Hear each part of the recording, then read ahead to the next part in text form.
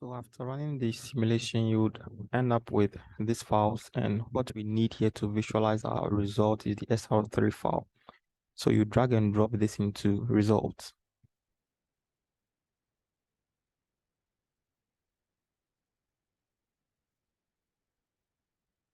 All right. When you click on this, you would have some details about your file in here. And this section for plots, this is where you can plot time series, where you can include time series plots or time series versus time series plots. You can include that here as well. So with the work or with the project, you were to include time series plots. So we'll work on that very soon. And in here, you can find a visual 3D representation of your reservoir and visualize how pressure changes with each year. So this is showing pressure with respect to the start date. When we click run, it tells us how it changes from the start of the simulation to the end. And you can do same for the oil saturation. So initially we have the first 3 layers having a lot of oil, and then last two kind of not enough, like 0.1%, not 0.10% saturation. So if you click run, you would visualize how it changes, how the saturation changes each day or each year, every 6 months actually. That is how everything is changing.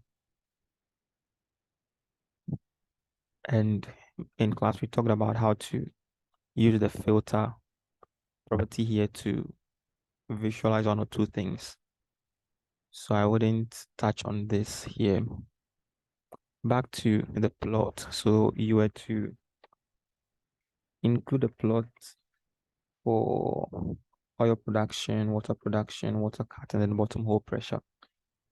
And you have to select one of the wells. That was the question you had. So you select well here for the data type. Under the data sources, we have as SR3 file to be the source. Let me just choose oil 1 for now, and then find the oil rate at standard condition. Then I add this here. I have to do the same for water production, water rate, and then water cuts as well. And then the bottom hole pressure. So not well bottom hole pressure. So this is what you have to indicate for well one. This is the graph we have with respect to the oil rate, water rate, yeah, and then the water cut and then the well bottom hole pressure. If you click on plot group, you would find out that CMG will automatically do the same for the other two wells in here. So try to click on home and then try to export what you have here for grading. And then the second part of the question was to indicate sector properties. So yeah, information for the sector for the entire field. So with that, you have to let me just uncheck these boxes, and then I'll click on sectors, the data source, and then I'll be working with, I need information for the entire field. So what we needed was the average pressure, if I'm not mistaken. So this, I include this to the graph, the plot, and then the oil saturation as well, average oil saturation. And then average water saturation.